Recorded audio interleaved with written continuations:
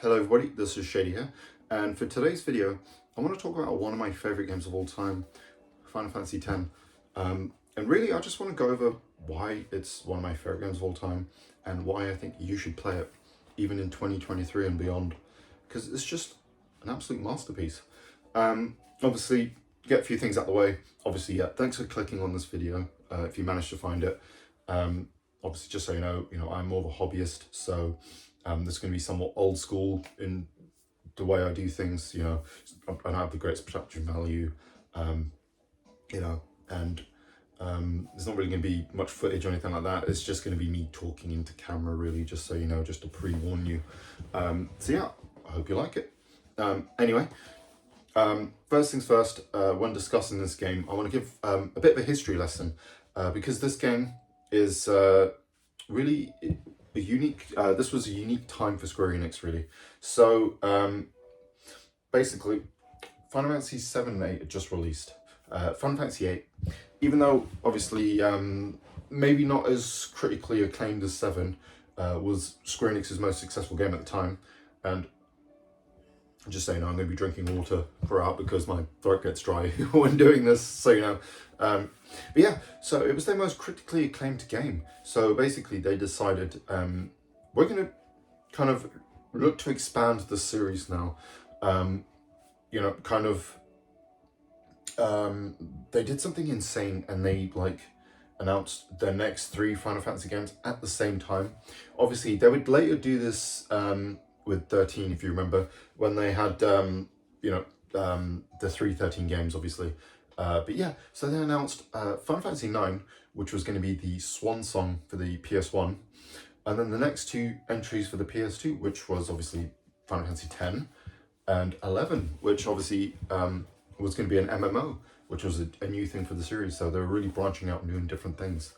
And yeah, so in 2000, we then had Final Fantasy 9, which was Sakaguchi's final game as director, and he just took a producer role in the other 2. And then obviously a year later, 2001, we had Final Fantasy 10.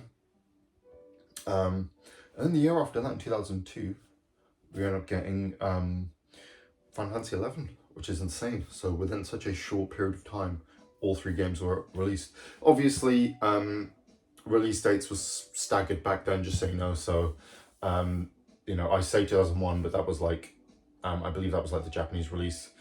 Came out early in the year, and then the end of the year for North America, and then we didn't get it till 2002 over here in the PAL territories.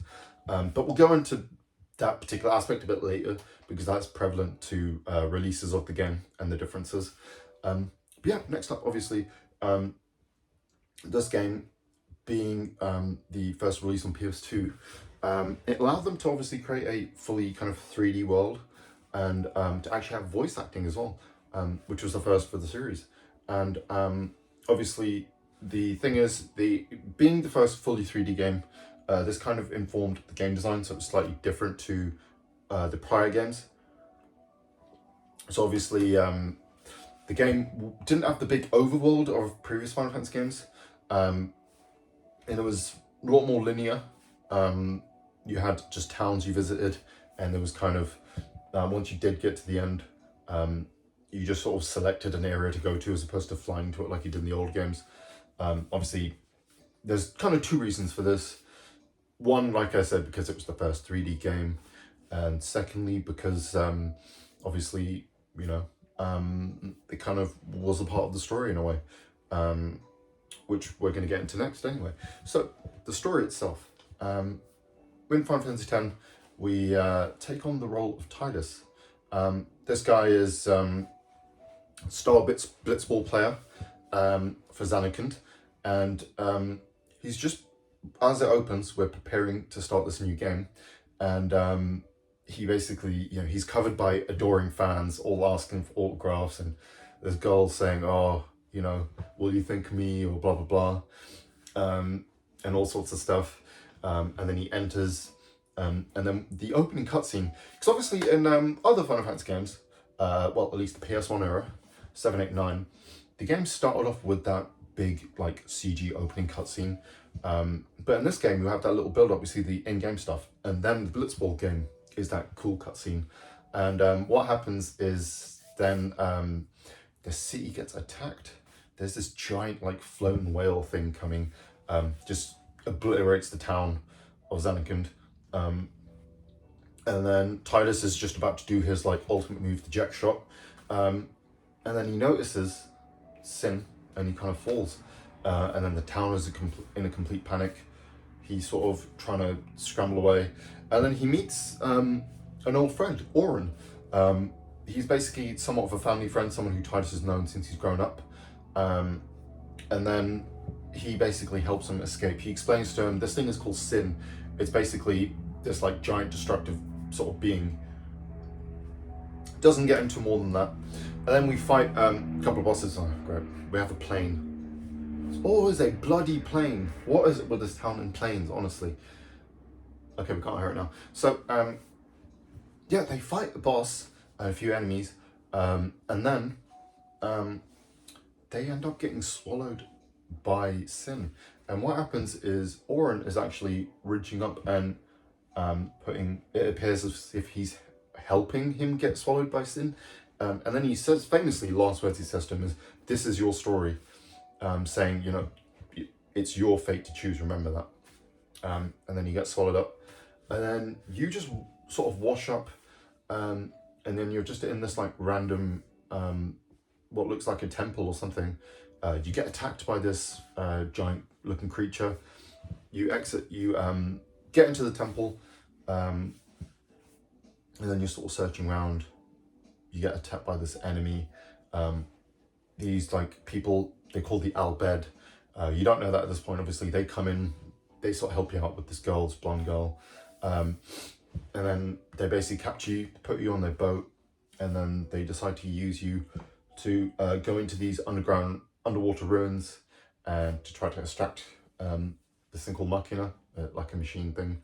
And then what happens is you end up getting attacked by Sin again. The boat gets like destroyed pretty much, and then you wash up on another place, Besaid Island. And then you notice these dudes playing blitzball on the beach. They throw the ball, and then you do your famous jack shot, and then they're super impressed. And the main dude, Waka, you find out he's the captain of this blitzball team, and they're going to do this blitzball tournament. And you guys have this cool sort of buddy relationship going on. And then he says, "Oh, I'm going to take you to my village." And then he basically asks you to join his blitzball team to help him win, because they're famously like really rubbish. You're on this place called Besaid, and they're the Besaid. I want to say they're called the Besaid Orcs or something. I think that's what they're called. And then, yeah, they're basically, you then go into the village of Besaid. You meet another character called Yuna, who's a summoner. And basically, you realize that she's on this pilgrimage where basically what happens is summoners, they go on this journey where they travel through these different villages. They get the powers of the Aeons. Aeons are the summons of the game. And then they eventually go to Zanarkand, where they get the final Aeon, and they have to defeat Sin. And obviously, you're from Zanarkand, but then you find out that Zanarkand was destroyed 1,000 years ago, and it's just ruins now. So you've been transported to 1,000 years in the future. But obviously, Yuna actually believes you, and she's like, "I want you to join me as a guardian, so we can see Zanarkand and find your home."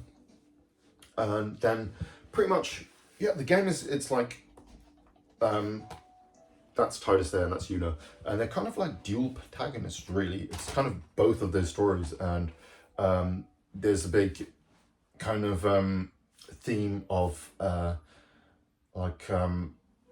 righting the wrongs of the past, and like both of their parents are tied together. You pretty much I don't want to completely spoil the story. I just want to give like the big some of the elements anyway to get you into it. You then obviously you find out that your father, Jecht, because Tidus kind of has this frosty relationship with his dad, because he was kind of like terrible. He was like an alcoholic. He was an ace blitzball star like Tidus, but then he kind of got into booze and ended up just abandoning them. But then you find out that he actually was somehow got into Sphera. I don't think they ever really explain how it happens. And then he ends up going on the journey with Yuna's dad, Broska, and Oren, who, we met earlier in the game. And there's kind of these good parallels between them, and you see that as they go through this journey. It's really cool. And yeah, like I said, the game is a little bit more linear, but because they're on this pilgrimage and this set path, it makes sense to the story why they're doing it that way. And it's similar to if you guys have played 13, that game is super linear as well. But again, that's because it makes sense in the story because you're on this particular path and you're kind of, you're following your fate in a way. And there's similar themes where it's about breaking your fate in a way, or trying to destroy this particular cycle. And obviously, yeah, as you're journeying, you get to see Sin just cause more destruction and mayhem. And yeah, you get to really, not to spoil too much, but you find out that, there's a greater connection to Sin, and you kind of unveil like these kind of secrets to do with the people in charge, and there's a lot of really cool stuff. One thing to explain as well is the use of Machina is completely forbidden, and there's kind of the Yevon, they're kind of like the religious organization. They're in charge. They basically say that Machina, the use of Machina is what creates sin. We're basically being punished for the sins that we've committed in the past. It's almost like that concept of original sin in Christianity. I know that there's a very weird thing in Japan history with Christianity, and there's this whole like Catholicism versus spiritualism kind of debate that goes on there. But obviously that's a part of it. The idea that they're kind of controlling things and things may not seem as they are with those people, if you know what I mean. You get the impression that, there's they're a bit devious in a way. But obviously the story gets into that. I don't want to spoil too much on that. And obviously, Tidus, I think is a very likable main character as well. He's part of the reasons why I really like the game. All the cast are great, but Tidus in particular because, despite having a kind of a abusive relationship with his father, they don't show too much. But he's an alcoholic, and I think they don't quite show it, but they suggest that they could have been abuse going on there, mental, physical, whatever. And yeah, he's very distant from him, and in spite of that, he's still a very sort of positive person. And even though there are those kind of daddy issues, if you want to call it that, he hasn't let that defeat him in a way, which I really like that as a character trait. There's a lot of people, you kind of go one way or the other with these sort of things, don't you? And not necessarily, people who necessarily go through those sorts of issues don't always turn out the same. It's not always a cycle, if you know what I mean. And that's kind of one of the big themes of the game, is breaking the cycle. So his character in particular, who hasn't let that abuse affect him that way, is a very interesting catalyst for that. Or the word I'm trying to use, he's a great way at, he represents the themes of the game perfectly. It's one thing I really love about Final Fantasy, where the stories they're not just your simple sort of plots as they may seem, if you know what I mean. They're not as simple as they seem on the surface. There's a lot more depth to them, like I said, with the characters and how they interact with the world and everything, and those deeper themes. It really sets it apart, and this game in particular, I really love those particular themes, the themes of death and this idea that you're liable for the sins of the past, if you know what I mean. Like, we're all born innocent, really, aren't we? And we shouldn't have the blood of the past affect us in a way, if that even makes sense. Maybe I'm just being pretentious, I don't know. I definitely am. But yeah, I just love the game. But yeah, that's he's just one of the characters, obviously. Then we have Yuna, who's the dual protagonist. She's someone who basically, her father was a summoner. He's the last person to defeat Sin. So basically how it works is a summoner, they defeat Sin, and then you have the calm, which is 10 years before, and then Sin returns. and she's basically someone who is trying to fill the boots of her father. She's been sort of groomed from a young age, or at least she feels like she's had to live up to her father and be the next one to defeat Sin. So she's someone who's not really learned to live for herself, and that's one thing that Titus does really well with her character, and that he sort of shows her how she can be her own person in a lot of ways. It's really interesting. And yeah, there's a really great reveal with her character later on in the game that just hits hard. I really love it. And their love story for me, or their romance, because obviously it's going to be a romance, it just feels so natural. I really love how, because they're conflicting characters, and she's had this close relationship with her dad and blah blah blah, and wants to live for her dad, and he's the opposite, and they bond over that. It's really sweet. There's almost an innocence to it, if you know what I mean. Really, really nice. And obviously then we have the other characters. Obviously Wakka, who I explained earlier, he's the captain of the Blitzball team, one of Yuna's guardians. He's a guy who he kind of hates the Al Bhed, and he blames them for the death of his brother, and Titus kind of reminds him of his brother, and there's this sort of great kind of there's really great friction between him and the Al Bhed, and then there's also like him trying to insert himself as an older brother to Titus and try to kind of give him advice and this, that, and the other. It's really interesting. And then that brings me on to the next character, which is Lulu, who's she has a relationship with Chopper, who was the brother of Wakka. And they're basically, you can see there's a little tension there. I think there's clearly a relationship going on between those two, and there's things mixed up, but she's great because she's like this kind of, she's like the goth GF that everyone wants, pretty much. Yeah, she kind of, she has a really cool looking outfit and everything. She's like super moody, but also kind of, what I really like is she just lets Titus know things. She's very informative.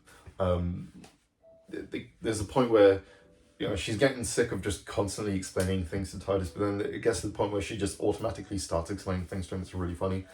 Yeah, she's a really interesting character.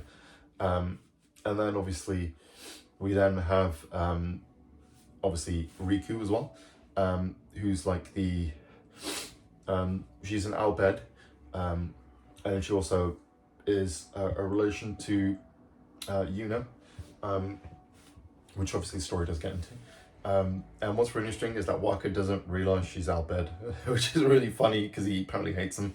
But she's kind of like, she's that sort of typical Yuffie-esque type character, the slightly more hyperactive younger girl.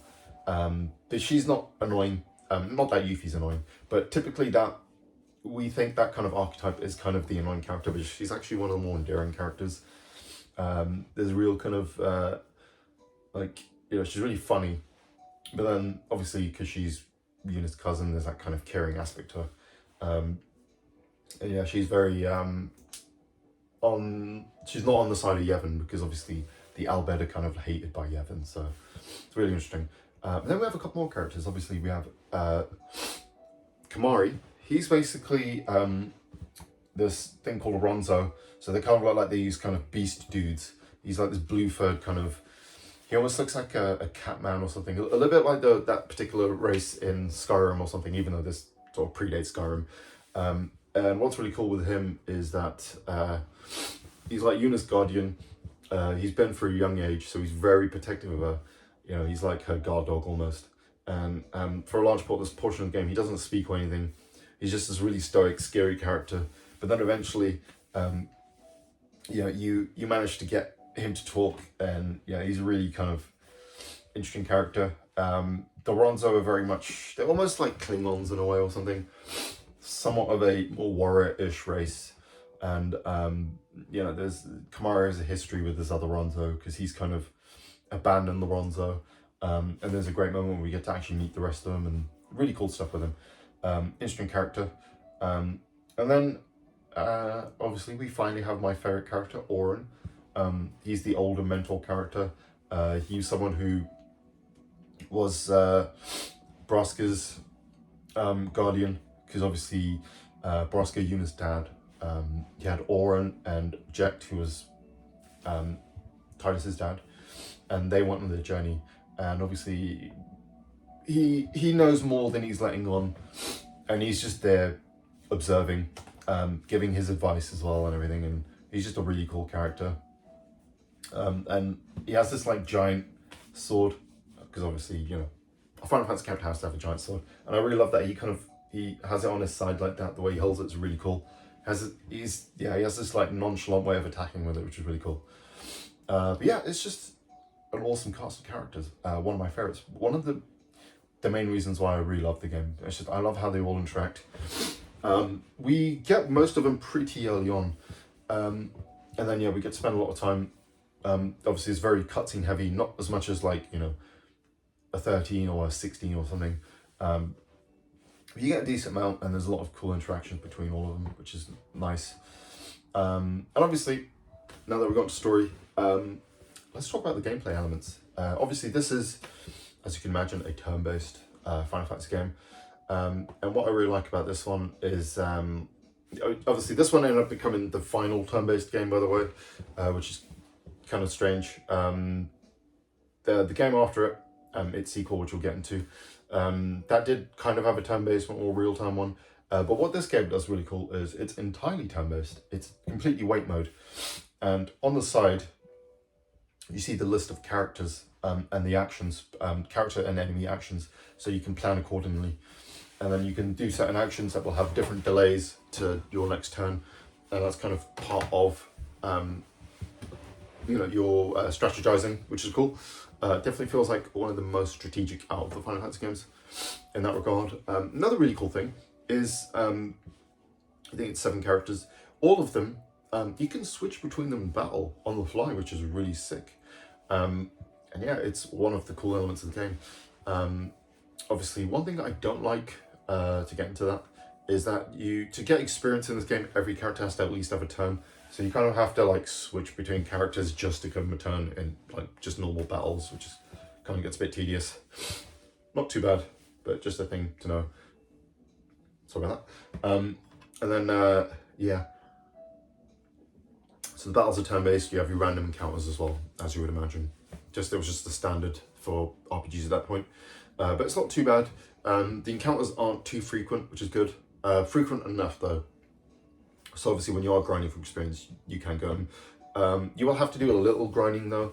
But you know, that's to be expected. It's not too much though, compared to other RPGs. You know, Final Fantasy's always been less grind heavy. Yeah, you know, to help yourself out, you will have to do it a little bit. And then obviously that gets me onto the development system. This game uses this Sphere Grid system, which was kind of a first for this game. So what happens is you kind of learn your skills and attribute upgrades and everything through the Sphere Grid. You don't have any traditional levels, but how it works is you will gain experience after battle, which gives you a spear level, and then you have this giant grid. You can move on it. There's just one which each character shares. They all start in a different spot. And then you move, and then you'll have different sort of nodes around you. One will be like +1 to strength, one will be like learn ability, a magic, blah blah blah. You know how it works. And then you have to have different spheres to be able to use. So you'll need power ones for strength and defense, mana for magic and magic defense, and then there's like obviously an agility one, speed one, speed spheres, and I think luck spheres. That's basically all your stats there. And then yeah, you have to have ability ones for your abilities as well. So obviously you can learn like, you know, normal abilities and stuff, like magics, action abilities, status changing ones, those sorts of things. And then there is obviously the weapon system in this game. It takes a little bit of time. You don't unlock this until you unlock a little bit after you get Riku. And basically how this works is you can basically apply abilities to weapons. So at first you'll get a weapon, and then you might have one which will be like plus 10% strength or something like that. And you'll get an armor where it's like plus 10% HP, and then you can also have ones where it's like apply a status or prevent a status, that sort of thing. But then yeah, you learn the ability where you can use items to craft and create new abilities. The weapons themselves also have a certain amount of slots.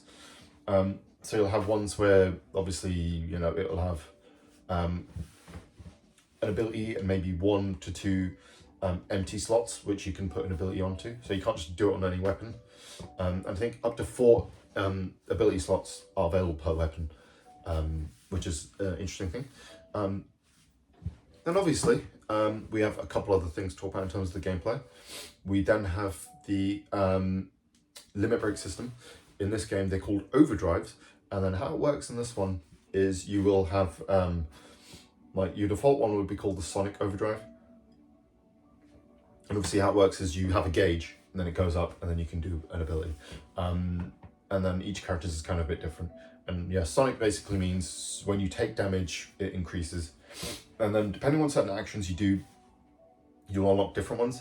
So for example, you'll be able to get one where you can, I think there's one called Warrior, where like when you attack the enemies, it'll go up. There'll be ones, Slayer, when you kill the enemy, it goes up. There'll be other ones where when you pass a turn, it goes up, and so on and so forth. And then each character has a different growth depending on which one they use, if that makes sense. So like certain characters, like Auron, for example, I think Slayer is the one that will give him the highest boost, depending, you know, when he kills an enemy, and Tidus, it'll be like Warrior, blah, blah, that sort of thing. Then each character also has a completely different limit break as well. So Tidus, he just has like attacks, basically. There's 4 different ones. And then with him, there's kind of this like gauge that goes back and forth, and you have to hit it in the middle to do extra damage. And then he just learns them through killing enemies, I think. And then Auron, he'll have 4 different ones. He'll just do an attack, and then you have a button sequence. You do it in time, you gain an extra ability on top of your limit break, basically. And then he learns his through getting these spheres, which have these like, it's basically like these scenes of his original journey with Braska and Jecht, which is cool. Then obviously Wakka has his ones, which he has different attacks with his Blitzball. With his, you have to unlock them through doing the Blitzball minigame, which we'll go into in a minute. And then Lulu's, it's just she does like loads of different magics. And I believe hers are just unlocked by learning that particular magic. So basically you'll like swing around the analog stick, and then it'll just, she could do like, I don't know, up to like 10 fire attacks or something like that. And then obviously depending on how strong she is, it will increase the amount of damage it does. Yeah, and then obviously Riku has mix, where she can mix 2 items and do a powerful attack. And then obviously, it's just Kamari. His is really interesting because for him, you just basically do blue magics. So he's actually the blue mage. He has this ability called Lancer, where he can kind of gain a little bit of HP and MP from enemies. He kind of steals it from them, and then he has a chance to learn a move from an enemy as well. So yeah, his is really cool. His aren't really the best. There's a couple of cool situational ones, but yeah, overall his limit breaks aren't the best. Then yeah, one of the coolest things, we have the Aeon system in this game. So the Aeon system is basically how you, what we're talking about. It's basically the summons of the game. So in this game, obviously Ewan is the only character who can do summons, and then basically what will happen is they will replace your party member when you summon them. It'll just be one giant sort of creature that you can control. They're like really powerful, especially early to mid game. They're really good. They have like powerful limit breaks, and yeah, you'll be utilizing them in more tougher battles. A good trick to do is give everyone a turn, get out your summon, use them to destroy a powerful enemy. Yeah, they're really good. And then yeah, you don't have an insane amount of summons in this game, but you have a decent amount. I don't want to spoil how many they are, but yeah, you'll get a few throughout the story. And then I think there's like 3 special ones you can find, which you kind of have to do some certain things to unlock. Yeah, it's really cool. The secret ones are all awesome, by the way. One in particular that I really love. It's called, I'll just tell you, Anima. She's like super cool, one of my favorite summons in Final Fantasy, full stop. So, but yeah, so the gameplay is great. Another thing, obviously, to go into is obviously Blitzball. This is like one of the biggest elements of the game. It's like, because obviously typically Final Fantasy has loads of minigames. You have like Final Fantasy VII, which has like shitloads of minigames. You have Golden Saucer, which is just a giant place to do minigames. 8 has its card game, Triple Triad, and then 9, Triple Master. And then, yeah, in this game, you just have one which is called Blitzball. So you go to the save points. One thing to quickly mention, with the save points, they fully heal you. So that's one really cool thing about this game. So you can grind next to a save point and heal each time. But when you go to the, once you've done got to a certain section of the story, you can just access Blitzball at any time. And this basically, how this works, it's kind of like I said, it's kind of like a soccerish type of game. Soccer meets rugby almost, or football, I should say. I'm from England, come on. So how this works is you have your party. I think there's like 5 of you or something. You'll have a goalie, and then you can have like, 5 outfield players or something, I think it is. And how it works is you pass the ball. It works like a turn-based thing. You pass the ball. You can move them around, and then when you reach an enemy, you can either pass or shoot or like attack. And then what's really cool is you level up, you learn abilities. It's really in-depth. Thing is, you're going to have to get into this. If you want to unlock Wakka's ultimate stuff and some good items, you're going to need to put time into Blitzball. But what's really cool is that most NPCs, a lot of them anyway, if you press square next time, I think it is, you can recruit them. And you can actually pay money to recruit them. But what's really funny is when you've gone to Luca and you do that whole section, like you can find 3 characters that are like insanely good already, like early on, just there for really cheap, and yeah, just get everything done. I would suggest just recruit those characters pretty much straight away, get all the Blitzball stuff out of the way so you can get Wakka's ultimate stuff. And that's going to bring me on to the next section of the game, which is the ultimate weapons. This is kind of a thing that I both love and hate. They're called the celestial weapons in this game. And unlocking them is a bloody nightmare. So how it works is, first of all, you have to find the weapon itself. So like I said, with Wakka, it's one of the prizes through Blitzball. And then for like Tidus, you have to find the chest. And then there's a few other things you have to do. And then not only that, but then you have to gain these a crest and a sigil for each character. And these are typically in chests or won through different means for doing the mini games and stuff. And getting some of them is fine, but others is an absolute nightmare. So there's two of the ones that just I bloody hate. First of all, I think it's for Lulu's ultimate one.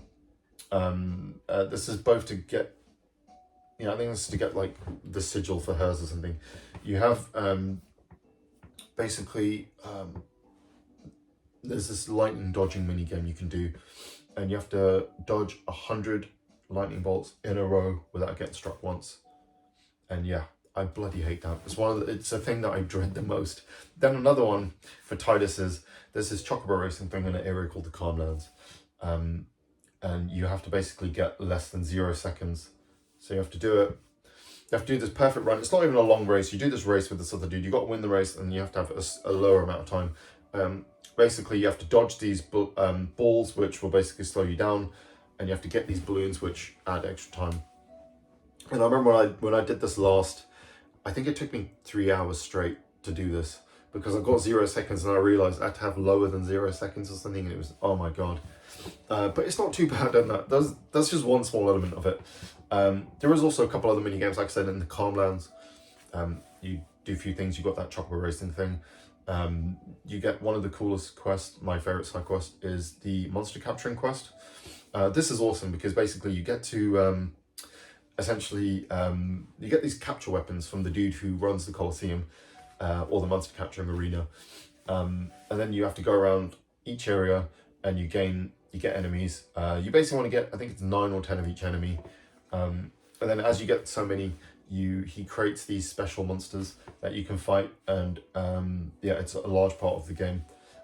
In the original release of the game, the ultimate enemy you made there was like the super boss of the game, or one of anyway. And then yeah, there was other stuff added later on.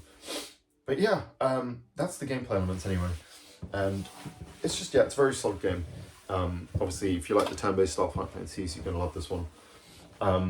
And obviously, yeah, next up, I want to talk about the different releases of the game, for starters.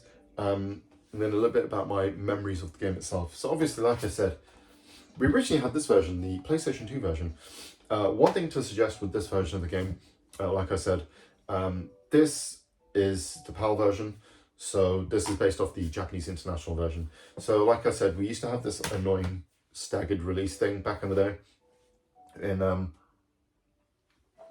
with game releases from Japan.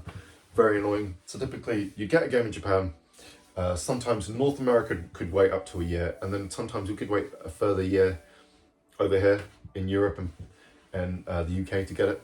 It wasn't quite that bad. It was typically like they'd get it in thingy 6 months later America, 6 months later us. So basically what happened was, obviously they got it in North America and it was based off the original release of the game, and then they obviously did the international version, which added a load of stuff, which then we got over here.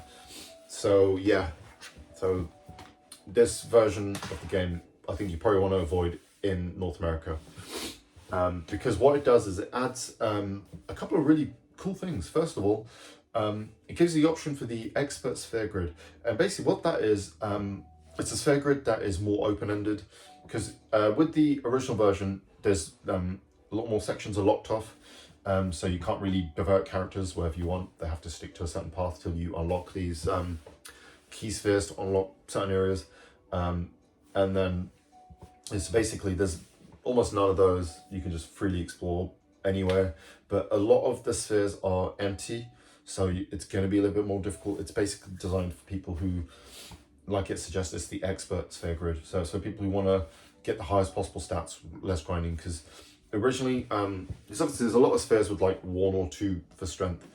Then later on, I think you get these through doing the monster arena, so beating certain monsters. You get these things called clear spheres, which will remove that sphere, and then you can obviously gain other spheres to add a +4 to that particular stat. So to get the best stats, that's what you have to do, and it basically removes that element of it, to make it easy for you.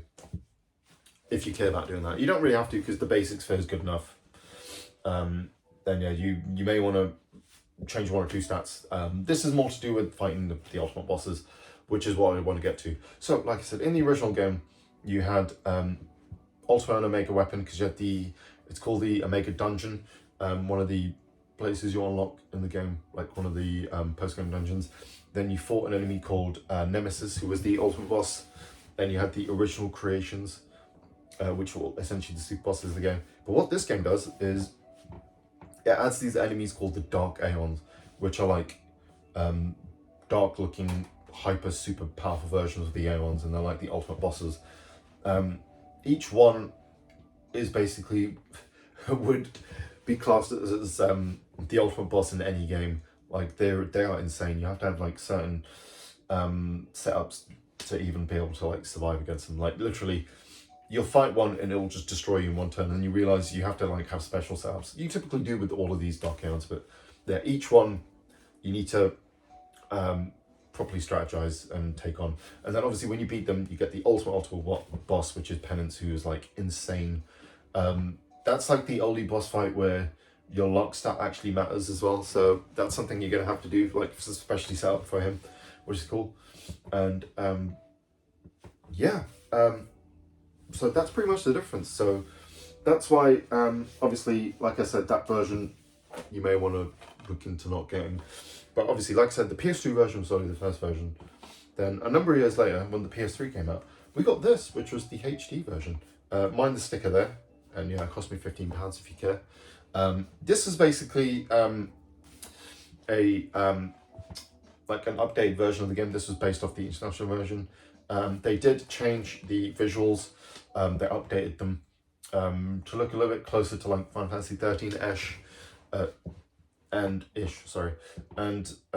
basically what happened was that they what happened, what I mean is, this may be a factor for you, but basically the game is like 720p though, and I think it runs at 60 on both anyway, I'm pretty sure. But the thing is, they changed the look of the characters. They want them to look a little bit more like they did in the actual pre-rendered cutscenes. So that may be a defining factor for you. It doesn't matter to me. This particular version, the PS3 version though, they did an arranged soundtrack, and this version only includes that arranged soundtrack. So I personally prefer the original. The arranged is fine, but just so you know. So yeah, I would probably suggest going for the next version, which is the PS4 version. The main reason I want to show this is because it has an amazing steel. But by the way, I forgot to mention that includes the sequel as well. So yeah, this is really cool because you've got Uniform 10 and Uniform 10-2. And yeah, this includes both on disc. And what's great about this version is this came out pretty much early on during the PS3. 2013, I think it was, maybe 14. 2014, apparently, yeah. So yeah, basically, this one just, it upscale, you have it in 1080p now, and it has the original soundtrack back, and you can just switch it on the fly. Just go into the menu. It's really cool. And obviously that version was also then later released for Xbox and Switch. Obviously, yeah, you're probably thinking, why the hell do you have so many versions of the same game? I mean, it's just so it's on the Switch, I can play it on the go, you know. And I'm crazy, so I like to own games and everything.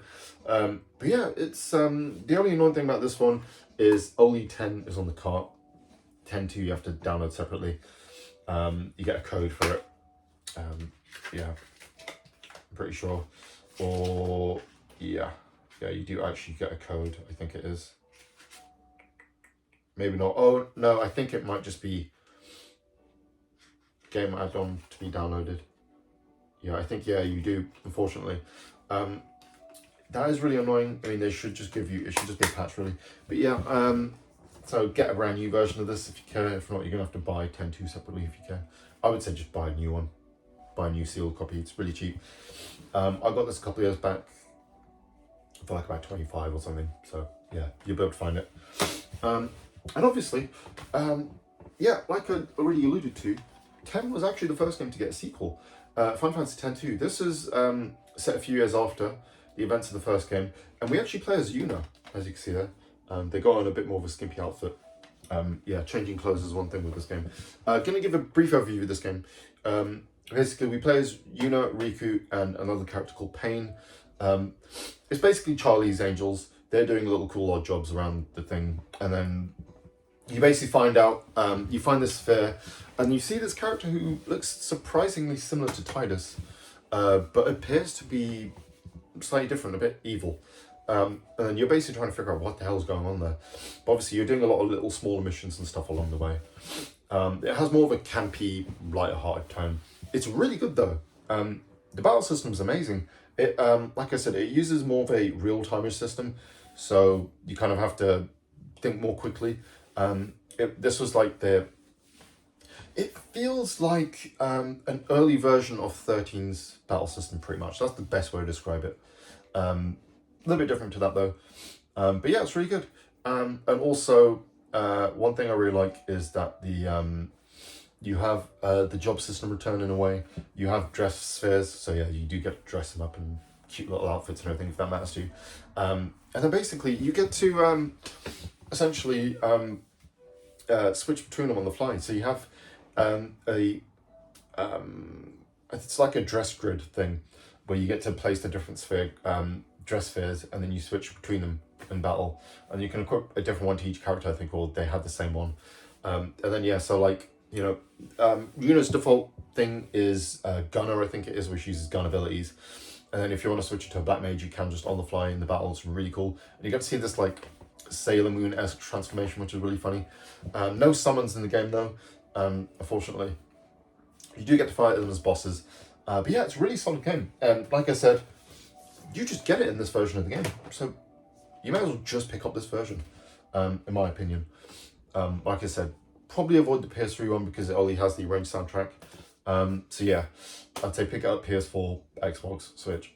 It is available on Steam. You can play it on a Steam Deck. I have one up there, as you can see. And yeah, it also came to the PlayStation Vita. I completely forgot. When it came to the PS3, it was a dual release for the Vita.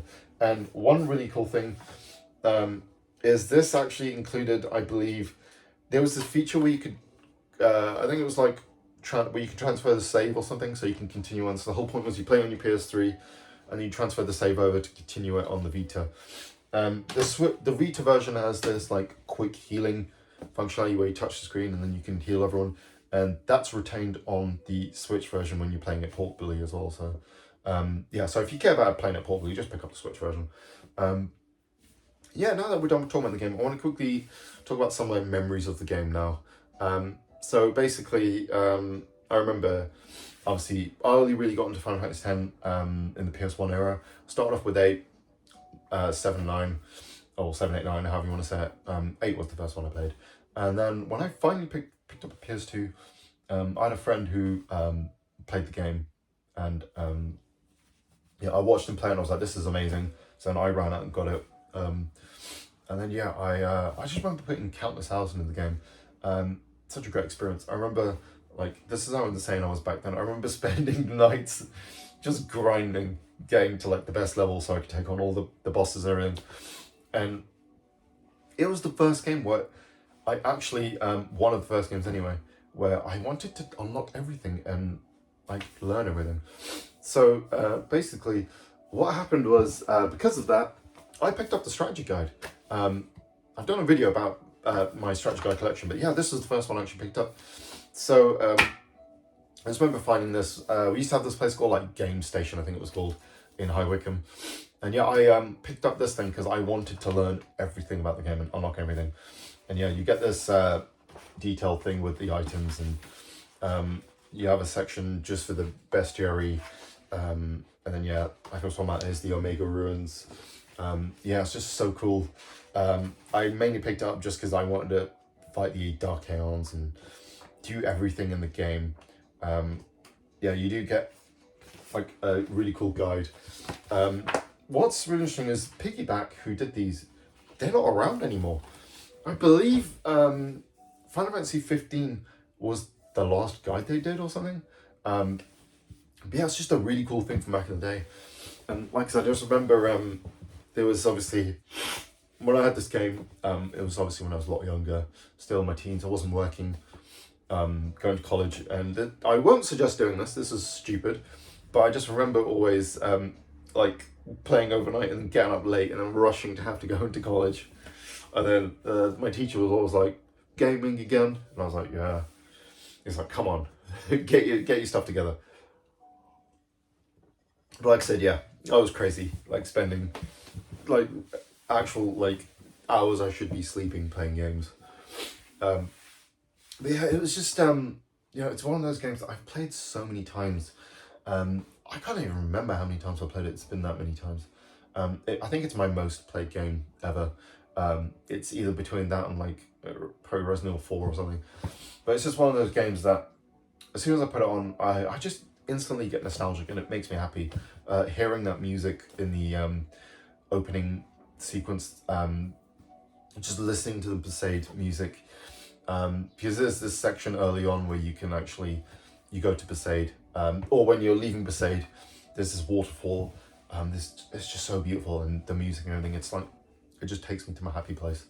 And yeah, like I said, this was the first game to use voice acting, so the voice acting is a little rough. You have to remember at this point in time, that stuff wasn't the standard. There wasn't as much talent as there is nowadays. Like you've just got a pool of so many great voiceover artists now that you could just pull from in any game. Like you hear 16s, like they have bloody Ralph Innocent, it's straight up actual actor, and I can't remember Ben Starr as well, who plays Clive. You know, these are like great, like talented voice actors. It's still good, really good. There's just a couple of spotty moments, like, you know, the laugh, even though I like that moment in the game. And then there's a few lines, like there's a bit, because basically they wouldn't be able to sync they never used to sync the voice lines with the English dub. This was a thing in like older animes as well. So they would just have to keep it in time with that. So sometimes the inflections would sound strange, or it'd be a bit faster or a bit slower compared to the Japanese. Obviously, I think from like 13 onwards, they actually would sync up the voice lines with both the English and the Japanese and whatever other languages, which is really cool. But yeah, that wasn't a thing back then. So, but despite that, I think it still gives the game a bit of charm, and it's awesome. It's still one of my favorites ever. And yeah, I just hope that if you manage to see this video, that you give the game a try yourself. Like I said, it's available everywhere. I know it's been on and off of Game Pass every now and then, so Xbox users, you can get hold of it. And yeah, like, you can play the original PS2 version or this later HD version. It's really up to you, and you're going to get a great experience. Like I said, the only one to avoid would be that original North American release, because you're not getting all the content. But yeah, you're going to have a great time, because like I said, you know, there's an amazing story here. What I really love is this was the days when, because I really don't like how RPGs now, there's so many, like a billion side quests, and you know, you're bombarded with so much early on, and it's just so tutorial heavy. This one is just like, you know, it gives you tutorials naturally. You have this favorite tutorial early on. Obviously that's a bigger one really, and then besides that, they just, as you're in battle, the characters will speak to you and tell you what to do. It's really cool, and I really like that. And like I said, side quest wise, the side quests are just stuff you unlock later on in the game, just extra things you can do later on, like, you know, finding these ultimate weapons, fighting the Dark Aeons, you know, finding hidden places and stuff like that. It's all extra stuff that enhances the story. And it's a gameplay design that I wish would come back. We are seeing some more retro revival type RPGs, but yeah, I just I'm not a fan of this just chucking content and making hours, hundreds of hours, games like 100 hours long. You know, this is a good, you're looking at about maybe 30-ish hour game in terms of just the story, but if you want to do everything, you can get up to 100 hours. You know, that's the way it should be, in my opinion. Yeah, it's just an amazing game. So anyway, that's pretty much everything I have to say about the game. And yeah, this has gone on long enough, hasn't it, really? And yeah, I hope that if you found this video, you give the game a go, and give me a like and subscribe if you want to. You know, it really helps me out, and well, it doesn't really help me out, but it makes me feel like you know, it's worth putting in time and effort into these. So not that I put much effort, but you know what I mean. Yeah, but anyway, have a great rest of your day, and I will catch you guys in the next one.